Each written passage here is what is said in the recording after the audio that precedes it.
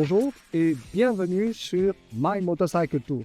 Aujourd'hui, retour d'expérience sur l'équipement Behring Austral Gore-Tex après 10 000 km de route et dans des conditions météo très variées.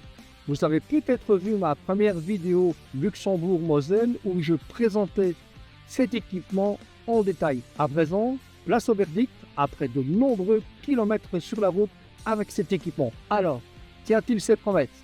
Je rappelle les caractéristiques techniques de cet équipement. L'équipement Austral Gore-Tex est un équipement technique avec une matière haut de gamme, le laminé Gore-Tex 2 couches. Cette membrane Gore-Tex est une couche très fine de polytétrafluoroéthylène expansé, le IPTFE, avec plus de 1,4 milliard de pores microscopiques par centimètre carré et lié à un textile extérieur. Le PTFE, polytétrafluoroéthylène, est un polymère également appelé Téflon. En 1964, le PTFE expansé, IPTFE, a été découvert, permettant l'invention de la membrane Gore-Tex à la fois imperméable et respirante.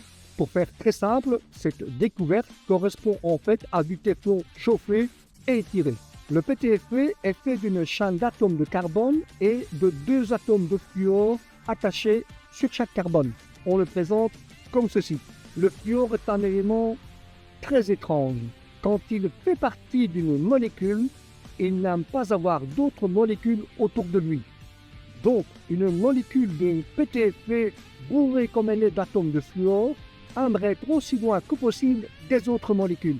Pour cette raison, les molécules de la surface d'une pièce en PTFE vont repousser toutes les molécules qui essaient de s'y approcher, comme cette molécule d'eau par exemple.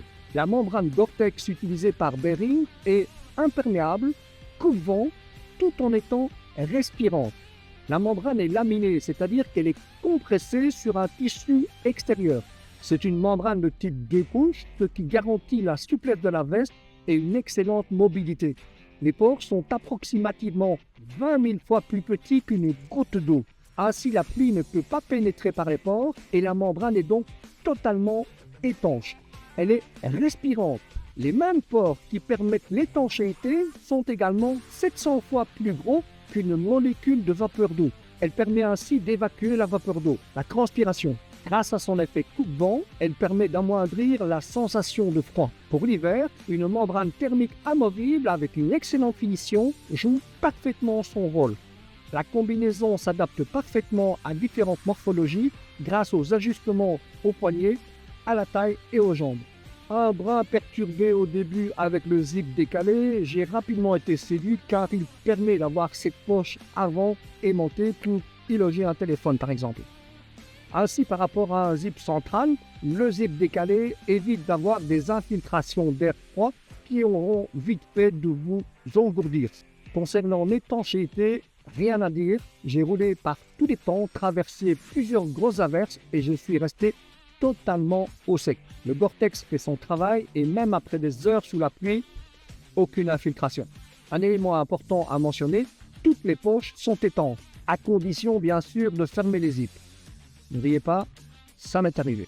Le principal avantage d'une veste en Gore-Tex telle que celle-ci par rapport à une veste classique avec sous-membrane d'étanchéité réside dans la respirabilité et le temps de séchage. Tout d'abord, il n'y a pas d'effet éponge.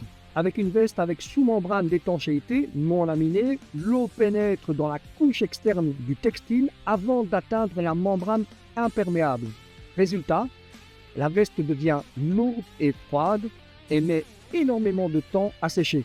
Avec du Gore-Tex laminé, la membrane imperméable est directement intégrée au textile extérieur, ce qui empêche l'eau d'imbiber le tissu.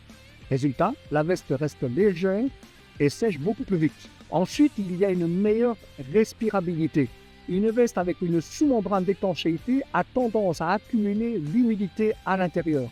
Le Gore-Tex, grâce à sa structure microporeuse, permet à la transpiration de s'évacuer plus facilement, réduisant la sensation d'humidité et de froid.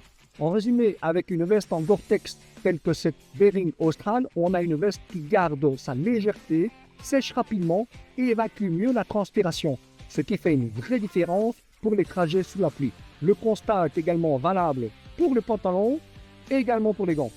En été, avec les ouvertures de ventilation ouvertes, la ventilation est tout à fait correcte. Mais attention, ce n'est pas une combinaison ultra respirante. Si vous roulez par 30 degrés Celsius et plus, vous ressentirez quand même la sensation de chaleur, surtout à l'arrêt. Pour les trajets sous le soleil, un équipement plus léger pourrait être nécessaire. Après 10 000 km, pas de couture qui lâche, pas de fermeture éclair bloquée et le tissu extérieur a bien résisté aux intempéries. L'équipement Bering Austral Gore-Tex est un excellent investissement pour les motards qui roulent toute l'année. La qualité est au rendez-vous, surtout si vous cherchez une tenue durable et fiable sur de longues distances. Après 10 000 km, je valide cet équipement pour son confort, son étanchéité et sa durabilité. Il fait le job. Si vous avez des questions ou si vous roulez déjà avec cet équipement, partagez votre retour d'expérience en commentaire. Pensez à liker la vidéo, à vous abonner sur la chaîne et on se retrouve bientôt pour de nouvelles aventures en moto. Roulez prudemment. Ciao.